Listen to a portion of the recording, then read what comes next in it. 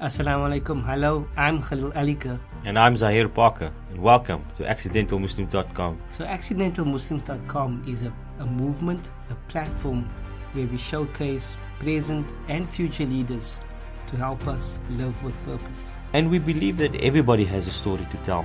This podcast hopes to add value. So, welcome and enjoy. I'm Faizal Sayed, and you're listening to AccidentalMuslims.com. Faizal, assalamu alaikum. Welcome. Walaikum salam. Thank you for having me. Co-host Sayed. Yes, shukran Khalil. Assalamu alaikum Faizal. Welcome. Great to have you, alhamdulillah. It's a pleasure. Thank you for accepting our invite. Thank you. I'll know next time to come an hour before because it's the reserve bank. So we believe that most human beings are looking for leaders. And but the only thing is that they're looking for leaders who have their best interest at heart. So what we're trying to do is build a network of leaders, and so we called you under the show. So you're very honored. I sometimes I don't. I know that we get called to platforms and people sometimes see you that way, but for me, I'm just an ordinary guy wearing a suit today. But my staff's around. You can ask them. Doesn't happen in the office. Sheikh Riyad Fattar asks me all the time, "Why do you look like that as a CEO?" And I said, "But I work for the company." Mm-hmm. do you know what I'm saying? So who is Faizal Sayed? That's an interesting question. I think I'm a crazy maverick. Must be honest with you. I tend to. I think I'm just passionate about what I do. I work 24 hours a day. I think about forward thinking, positivity all the time. But I'm just an ordinary TV talk show host, CEO of a company, have my own foundation, and have been in media for 16 years.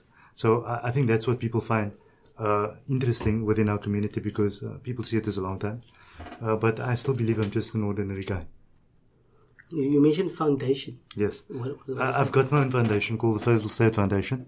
And what we felt in the past was that with all the requests, people say, I need a wheelchair, and Barik's here and he'll tell you, I need a wheelchair and I need this and I need that and the other. We felt that we now channel that through one organization, and that's through my foundation, to try and manage that because people are asking for funds, and I deal with cancer kids. I don't know if you know that I'm a national ambassador for the Sunflower Fund that deals with cancer children, and Pick and Pay is involved there. So just to channel all of that through a proper means. So you're serving as well. So it's DeenTV, and then you're also serving the community. To be honest with you, I think that my inclination for community is perhaps greater than what it is in business. I know we're sitting in the Reserve Bank, and this is probably blasphemous to say at the bank, but if we didn't need to operate with money, I wouldn't. Must be honest, I have no interest in money. Yes. So I only have interest in development. That's my CFO hates that line, and he said, "Don't say it," and I said, "I'm going to say it." So Faisal, if you can maybe tell us, the part of our show is to, like Khalil said, showcase past and future leaders, people we think that can inspire. But particularly our avatar, our perfect let's say listener is the youth. Where did it all start for you? And maybe having in your background when you're answering someone that maybe wants to get to where you are. It's a very interesting question because I think if you look at the development of youth today and the social dilemmas and the injection of social media and everything else, the landscape has changed, firstly for youth. But I think that like in business, the laws remain the same. And the outputs can be the same if you apply the correct rulings and regulations around your life at any time. So that's an interesting question from the perspective that I answer that question many times at schools, when I go to schools. So people always ask, so how do you land up being a TV star? Because many of us tend to have that daydream when we're in school or when we sort of the lights off at night and we're pull out the mic and you start performing in your bedroom. But I believe that dream is attainable for anybody. And so anything you want to achieve, you can. So the answer to that for me was I skipped a part of my youth. I believe I lost a part of my youth. But now that I'm older, and just to disclose it to people, I said that for the first time the other day, very briefly on Facebook, that I'm 39 years old. And I'm going to be 40. And reaching the peak of my wisdom, I don't know if that's really coming, but but the point is that the issue is that why I say I skipped a part of my youth is that at the time everybody was spending some time at the nightclub, some time doing a bit of drugs, whatever it might be, hanging out with a girlfriend and all of that. And that was the ordinary path and the norm. I don't know. I've got training in psychology, so I don't know if I'm supposed to use the word is norm where that's concerned. But just being frankly about it, people see that as the norm when you're growing up. I never had any of that. So while people spent their time doing that, I really started engineering how I might want to change the world. And it wasn't DeenTV at the time. It was, how do I affect change in the world through what I do? I don't believe in getting up any day of my life and saying that I go to work, come back, attend to the children and all of that, and have this normal cycle, having not impacted more people outside my primary relational circle. So I believe that the mission to youth and the answer to them is to immerse themselves into the future by thinking ahead already. Because why wake up when you're 30 and then decide the economy has gone worse, crime has got worse, we've got more challenges, we're heading for the Zim dollar in South Africa, and now we want to wake up. Do you have any regrets in your life? I wish I was born a bit later. I must be honest with you. After when Donald Trump is a bit older, and that I could say, see what happened to you. but personally, I don't. I'm a total positive thinker. There has been somewhere in my life a few people that might have been slightly negative, and I rebelled against that. And I'm an advocate for positivity. So I believe that every mistake that you make, and Oprah Winfrey sums this up nicely. She says that there's no such thing as mistakes. It's only this thing that leads you in another direction, and you realize that your mistakes of the past led you in a certain direction, and therefore you are where you are today. Mm-hmm. So the people that did rob me in the past, because I was very soft, and the people that did take advantage of us, you look back and you say, those were not mistakes. At the time I pulled out my hand and said, why did I allow this to happen? Mm-hmm. So there are no regrets. They have taught me life lessons that's taken me forward in life. And I reflect on that today and say, thank you for doing that. Yeah. You know? But I think I know it sounds weird, no, but it actually makes sense, because it ties in with what one of our other guests also said. No experience is actually a bad experience. It just takes you along the way. So it's similar to mistakes. You learn from it and you move forward, so to speak. Correct. Yes. Yeah, no, fantastic. So DeenTV, because I'm trying to. How do you access DeenTV? Is it not on DSTV? No, we're not. We're on OpenView HD. As you know, OpenView HD just reached the 750,000 mark. We activate 1,656 decoders a day nationally.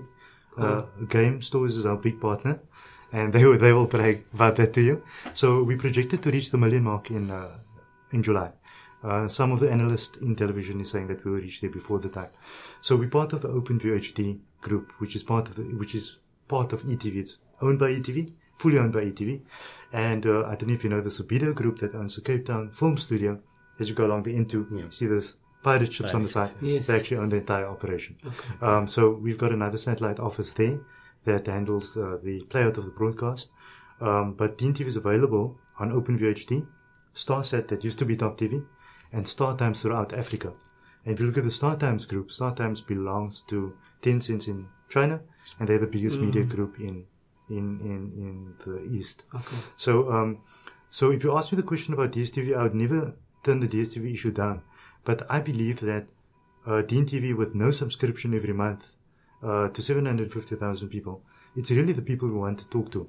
I am interested, yes, in the person that drives a Mercedes-Benz, because, I mean, we have a humanitarian approach to what we do. But at the same time, I believe that most of the time in our business models, the forgotten people are the people that can't spend a lot of money. Okay. And I now want to talk to them, and I believe we talk to them about very real issues every day. So you buy the decoder, and OpenView HD, and then you don't pay again. Don't pay it again. Free forever. So how is it sustainable for the network? Yes. DeenTV pays the network lots of money, and like the other channels, it's called the carriage fee, and they pay every month in dollars to carry that signal through into the equator and back down to everybody. So we cover the cost essentially of the viewer. But that's covered again by us through advertising. Okay. And how much does the decoder cost? It's $3.99. $3.99. Yes. Okay, so Zaid, you want to know how to get DeenTV. Yeah, it's. I always tell people, if you don't have DeenTV, I'm going to ask you, so you don't have Deen. I was just stop there. Right. Yeah. Hey, Faizal, you're catching us here, man. No, alhamdulillah. Faizal, you are, just before we started, you obviously mentioned something to us about Ramadan at 4. Yes. When did that start, and how did you get involved in that? I was much thinner and much younger. It's a couple of years ago. It's more than 10 years ago. What happened was that it's a very interesting story because the SABC at the time didn't have much Islamic programming, and we felt that let's propose a daily Ramadan series. But because we're not 10 and 12 years ago, we weren't where we are with regards to quota on local programming and stuff like that. And so they said that an Islamic program every day on the SABC, that's not possible. I then said, so tell me the daytime in the morning. But the daytime for me meant that I knew that Muslims were raising up to go to and get ready for. And it's the only time actually that they're going to watch TV, because throughout the day, it becomes slightly haram. Do you know what I'm saying? So in any case, we bought it and it worked for many years. And the SABC realized that they had a market at 4 in the morning, which they never thought was possible. They actually asked me, what's everybody doing up that time? And I said that they are praying and they're doing that kind. And I said, really? So it became an education process at the same time. No, but the reason why I asked it kind of, in Cape Town especially, I live in Cape Town, it gained cult status, so to speak, the show Ramadan at 4, I mean. It was very popular because I think Muslims at the time, if you go back 10, 12 years ago, we were more deprived of Islamic media. So Facebook wasn't that, well, it wasn't really, was it there? I'm not sure. No. So you wasn't really getting lots of information. So if you saw an Islamic program on TV, it was like, there's something for us, you know. So, and it was really that. Yeah. I think it's about everybody identifying with it most probably. Correct, yes. And once someone identifies something, they buy into it. Correct, Simple as that. And then guests on the program. Our local imams, as you see them today on DeenTV and the other channel, ITV on DSTV, and you see them and you start becoming familiar with Maulana Suleiman Ravat, some presenters on our side, Maulana Imran Ziai, those people. But in the past, you never saw them on TV because the SABC didn't have that scope. Yes. So suddenly, what was happening was the imams were suddenly Fridays at mosque and every Taraweeh, I'm on TV tomorrow morning. And it's a big thing, you know, because they are never on TV. So I think there was a gap there. Yeah. I know a friend of Khalil and I's always to go sit in the first after Taraweeh, just in case it's on TV. So quickly, describe yourself in 3 words. My business partner, Asim Jogi in the Johannesburg office, the CFO, he read through the questions and he said, I really want you not to put yourself down on this one. And he came up with enthusiastic, perseverance and patience, I think. And the reason he said that was because if you're a businessman, you know that to establish any business is a long, arduous road. And I went through very difficult times in that period, which we can maybe talk about later. And he felt that no other person would do it the way that I did without saying anything for years, saying, let's just get it on the road. And it boils down to what I said to you in the beginning of the program. If your mission statement was money, then you'd not start this company. Because to start a TV channel, you're going to have to slave for a long time. And run on thin air before you really start skating. Do you know what I'm saying? Yeah. But it's humbled us because we don't really now care about people coming to us and saying, so you're really doing well and stuff. That's unimportant. For me, what's important is that viewers are getting what they need to see. That's more important to me. So you mentioned your CEO. So is that a heavy label? Yes, I think it is. Some of my staff is present, as you know. Yes. And they will tell you, because Ray on our way to, I was on the phone all the time. And he asked me, does it even stop? Because it was in the car. And I said, no, it doesn't. I was from this morning, 7 o'clock on the phone. And it continues and continues and continues. And yesterday one of the viewers made a comment and said, the dark rings are always under your eyes. And so I said, don't worry, it's not drugs. We work. You know what I'm saying? So asking me if it's a heavy title, yes, it is. I think it's a title that nobody understands, that you can switch off in any other business at 5 o'clock. But you can't tell your partners and you can't tell your board at 8 o'clock in the evening that I'm not prepared to answer a question. That's what the job really is. You work for a board. Although I serve on that board, but you work for the board. Faisal, you mentioned your staff and CEO and CFO. Yes. How big is your team at DeenTV? It's an expanding team all the time. We have different levels of staffing. I've got a core team, and I think the core team is the administrative team that's around us all the time, and public relations. So they about, I think, 7 or 8 or 10, somewhere there. And then we have an extended team into OpenView and StarSat, and that can range into people that's dedicated to DeenTV to working on their stuff, 15, 20 on each side. And then Durban, and we're opening up in Johannesburg shortly. Okay. So it's a national operation. The people always ask about the staff that they normally see on Facebook. Only those staff are authorized to be seen in the public space with us. So how do you constantly inspire your employees? I mean, the year now that it's almost 9 o'clock in the evening. They wanted to come. That was the funny thing. The CFO is a bit highly strung, so the words will come out there, EFF sometime, whatever it is, you want to call it. Right, so you will do that thing. I don't do that kind of thing. I work in collaboration with staff, but because I have a slightly softer approach, they know that I have an electric fence around the building that's called systems, policy and procedure. So that's in full force. So no matter who you are and how close you are to me, I will employ policy procedure and I will take disciplinary action if you have done something simply to protect the company and the rest of the employees. But I'm not the type of guy that shouts in the office, that's prima donna or anything like that in the year, and they can answer if they want to. But the relationship between is a creative relationship. You must understand that we create creative products 24/7. Sometimes we're shooting 10, 15 TV shows a day across the board. And to achieve that type of output, you need your team to really be in touch with you every second of the day to have that type of output. Of course. You can't have that type of output if most producers want to produce one episode per week. We do 10, 12 titles a day. So you can imagine what that is. Sure. And we're not an SABC. They've got all the resources and all the budget. We're a developing company. Faizal, you didn't quite answer my question slightly earlier. Okay. The matriculant about to leave school the end of the year or has left last year, what sort of skills or what sort of qualifications do they need to within this industry? Yeah, but before you answer, maybe you said earlier that you dabbled in psychology or you studied psychology. I still do. Do you have a professional? You have a profession firstly, and secondly, yes. What skills do they need to tie in with what you do? Basically? Yes, I have an undergraduate in psychology. I'm now doing a postgraduate in neuropsychology, and a lot of people ask. So I'm used to doing the counseling thing on a lay level. A lot of people ask why still continue and push yourself that dramatically hard in that field, because it's a very difficult field, neuropsychology. But the issue is that I feel that through my talk show, I'm able to now deal with more relevant issues. So if I have a couple, which is coming up soon, fighting about who should get the child and why, but why we don't want to talk and it's impacting on the kid and how that socially translates down the line to the child, instead of continually calling in experts to deal with it, I'm able to deal with it to a certain degree and also teach other viewers how to deal with that particular type of problem. So that's the reason for that.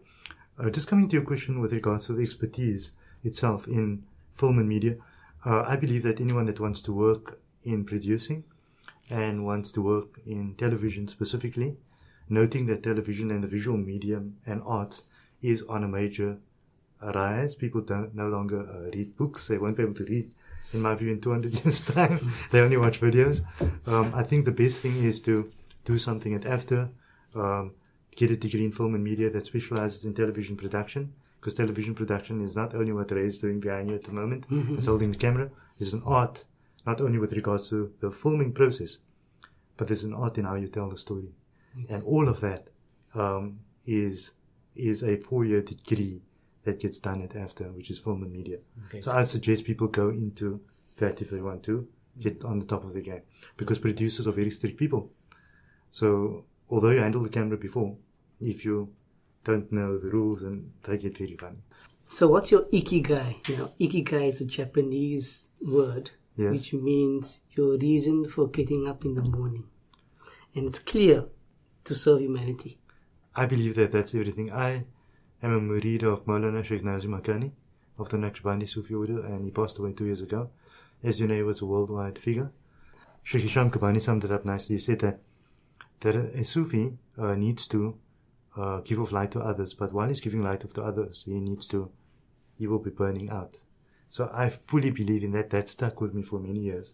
And I believe that if you cannot be woken up at 3 and 4 in the morning because somebody needs assistance, then you shouldn't get up at all. That's powerful, eh? No, you shouldn't. No, because I believe that's what we are for. Some people think I'm very extreme in my thinking when it comes to that. But I really believe that we're here to serve other people. I believe that's what the Holy Prophet's mission was here for. And so you can, sorry, I'm going to say it very abruptly if you don't mind. So we can sing about the Maulid and we can sing the Salawat and do whatever we want to. But if you can't serve the people like he did, then really you are going against a lot of things. So life is about trade-offs. Of course. We value things more than others, right? So when I speak to you about work-life balance, my personal life is my mother. I've got my father, but a big focus of my life is my mother. I believe in serving my mother, and that's what I'm here for also. And that the one day when she's not there, then I think that would be a different thing. But I don't have much of a personal life. My nephew's 8th birthday was 2 days ago, and I only made it to 2 of it. And the family complained again to say, can you please make sure that you're in Cape Town? And I said, I will be there, because they said the children are growing up without you. And so, but the point is that, I'm going to say something that you might find very strange, but I believe that the average person goes to sleep at night, wakes up in the morning, takes the kids to school, and continues in a perpetual cycle. But I believe that, my purpose is greater, and that's to serve more than people that's in my circle. I know it sounds very strange, and I really mean it. The guys around me will tell you I go out to the St. Joseph's home. I'm involved there for the kids for children. The kids there. What this means is that people ask me about children, and I say there's 200 children, and we like going to entertain them and that sort of thing. And we were at schools the other day entertaining the kids, and I believe that's all my kids. I know it's weird. Yeah. amazing. Just a bit speechless here. Sorry. No, sorry. I'm just no, a strange philosophy. No, it's not strange at all. It's about the paid forward sort of concept. I was seeing a clip on Facebook the other day about this gentleman who taking in kids and feeding kids that are terminally ill. Yes. Because nobody else wants to look after them. Very difficult. And he's taking care of them in full knowledge that they're going to die eventually. Correct. I mean, that's someone it would be great to interview that man, but it's a similar sort of rhetoric I'm getting from what you're saying is serving others and making the most of their time here. Correct, yes. Because I believe that your time expands. I believe in the expansion of time. So a lot of people ask, how do you manage to be in 50 places at one time? And the point is that I believe that if you give your time to other people and creation, your time expands. So people say, so you believe you're going to live longer? I said, no. I just believe that what I do in 5 minutes, you take 5 hours. So Allah increases your barakah if you continue to give off to other people. And so that's why I don't like when people come and they tell other people, but I don't have time to do that. Because you're actually missing the whole point. When you do have time to do it, you'll see that you have more time. I know it sounds very strange. Expense, amazing. So what do you do on weekends? Don't you like chill on the beach, read a book? No, I've been to the beach last, I think, 20 years ago. I'm being serious. I don't go to the beach. I don't go to movies. I do nothing. I start updating our websites and stuff like that. I think So you work 24/7? Yes, the only thing I do for leisure is I must have a hookah pipe every day. So, yeah, it's the only de-stress. You mentioned creating creative products. You're Yes. producing creative products. Yes. And one of those products I've seen on Facebook was the India tour. Correct. Tell us about India tour.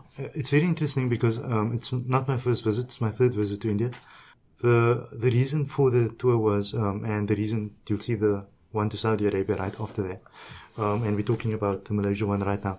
It's just another edition of my show. But I felt for a long time that Muslims specifically are living in a bubble. And that means that whenever we see something different, we need to say that that's wrong. And I wanted to challenge that belief. So when I go to India and I do something a certain way, then people there look and ask, where are you? And I say, I'm from Mars. So we do things a bit differently. But I want Muslims to understand that concept, that when you go to India, it's Islam, but it looks, smells, and tastes totally different. And you're going to get that in Malaysia and Saudi Arabia. It all looks different. And I want our people to start becoming more accepting of that, because I believe if we break that wall down, so I'm so scared to mention the word wall recently, after the wall that's going up there in America at the moment. But if we break that wall down of understanding that we all do things, the same thing differently, I think there's nothing more to fight about. And this sectarian fight that's on at the moment is through this very construct of not understanding that we all have the same intention to go the same way. We might deviate a little bit. And I might come from the Sufi fraternity, you might come from that one. But essentially, we're really all trying to attain the presence of the Almighty. And so the only way we're going to break that down is through showing people very visually that we're all different. Khalil and I come from the MSA background, Muslim Students Association, and in one of our conferences about 10 years ago, we chatted about that earlier, one of the guest ulama made a point that still resonates with me, and it's about this differences and sectarianism issue, or basically categorizing people. And he made this point, and it's still with me, and he said, guys, it's our etiquette in disagreement that will ultimately shape our futures, basically. Correct, yes. And he says you can disagree, but you don't need to argue or fight. Yes. Because in the end, like you were saying, we all believe in Allah subhanahu wa ta'ala. We may make salah a bit different, we might do something else different, but in essence, we must maintain order and discourse, in our discourse, basically. Correct, yes. I think that it's the judgment issue, and it's the judgment, judgment concept that's going on there. If we fully understand that Allah is the only judge, and then how is it that we have become such magistrates over each other? Then that means you're going against the very grain of oneness. Because now you're saying that there's two judges. I'm not saying allow people to run rampant and do the wrong thing, but don't condemn. You can't put, and like, okay, I've got 4 kufr certificates last year. I don't even know what they are. That's when you get called a kafir. I call it a certification, and I get a kufr certificate, so I got 4 last year. Okay, so when you do that, you're putting yourself in a precarious position as a person by judging other people. And so I don't believe in that at all, you know. What was your most embarrassing moment on TV? I always wanted to ask you this question. There's a few, so I'm going to tell you 2 if you don't mind. Yeah, go for it. There's something known as a laughing attack in general terms. Oh, is it? Like, really? Yes. The laughing attack. Yes. That's not the actual term for it, but it does have a basis in psychology where you can go on a laughing buzz, if I can put it that way. So what happened was that Sheikh Riyad Walls, back in the day, was my guest, and he used a trigger word. And for some odd reason, I couldn't get past it. And he needed to use the word because he was quoting something. But I couldn't listen to the word. Every time he started, I would just burst out laughing on the show.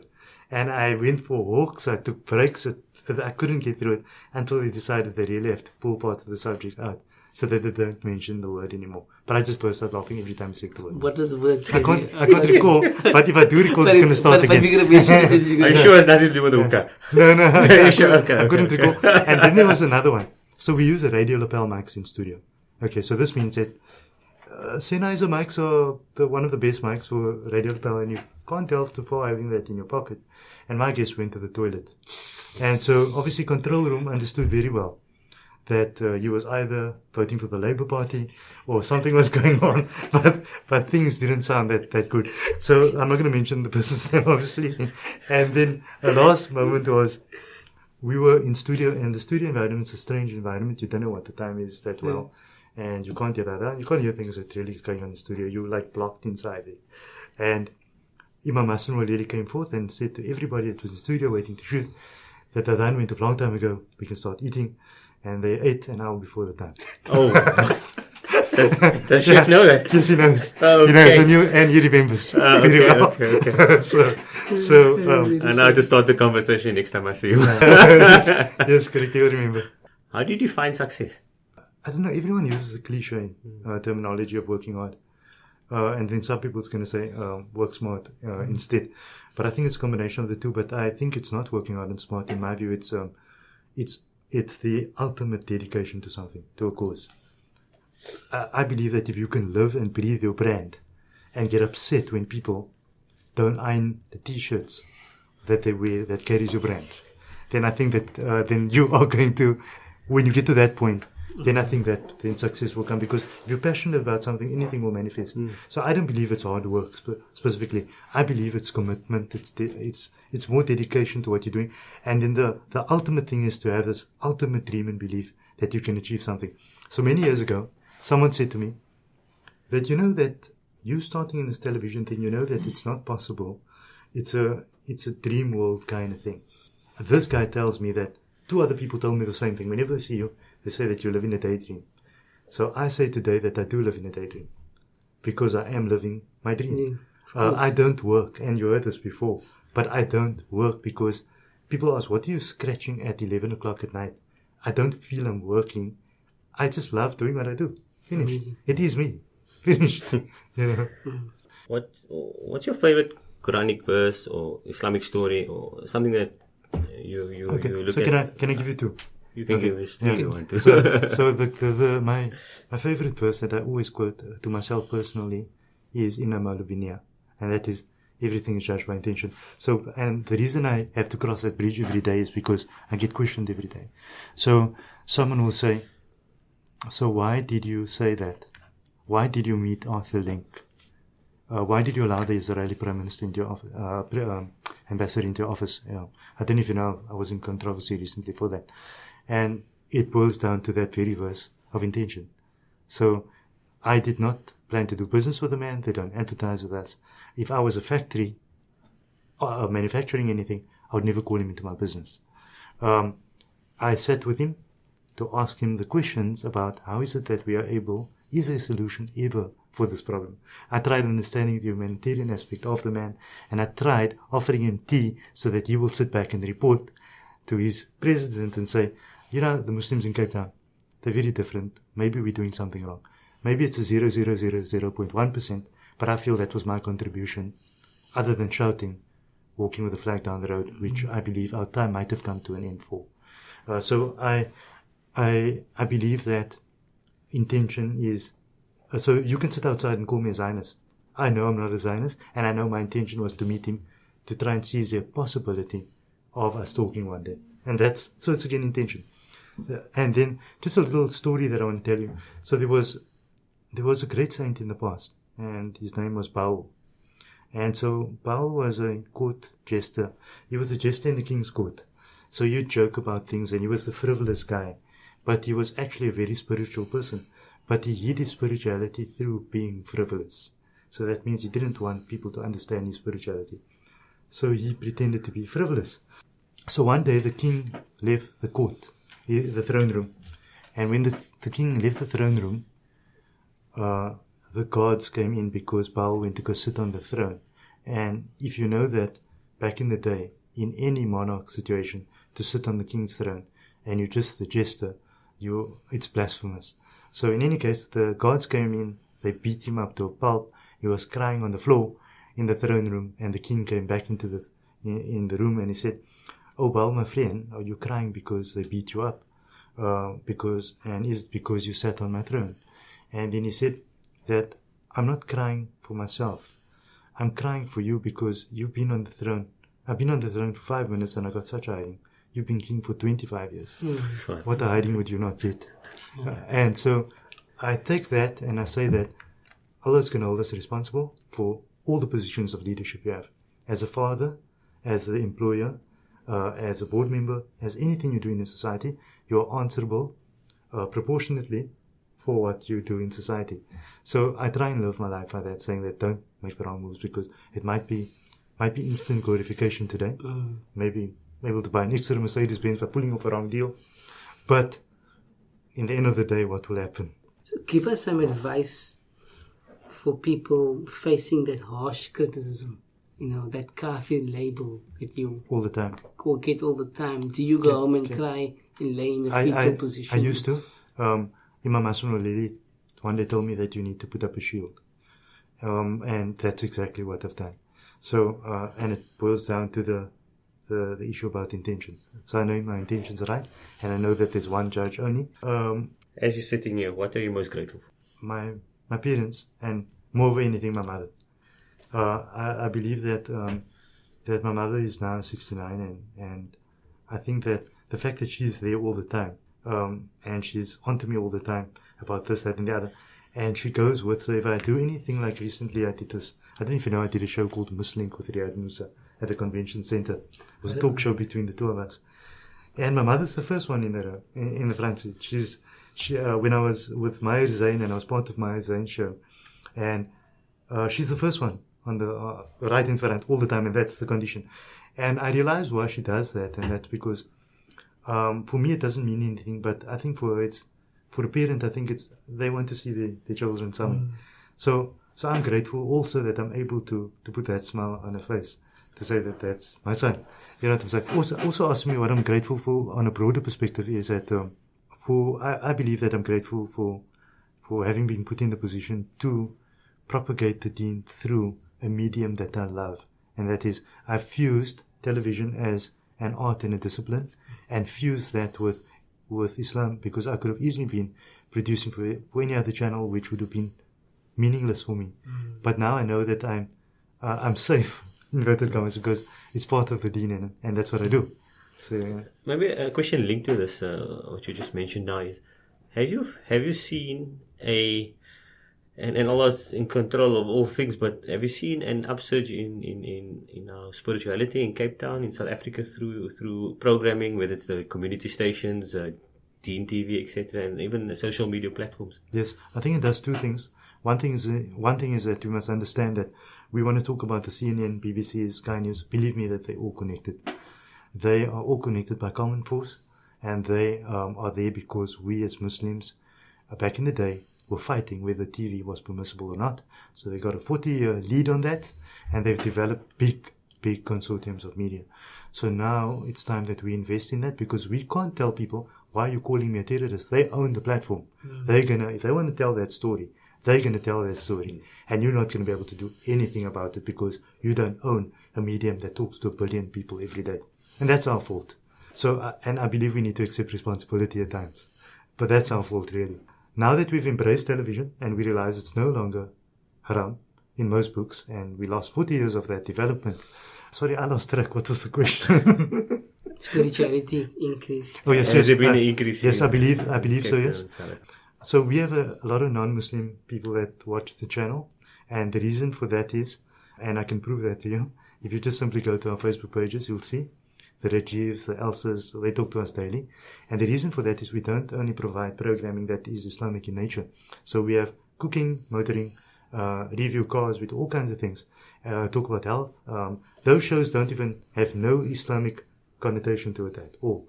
And the reason for that is we believe that's dawah.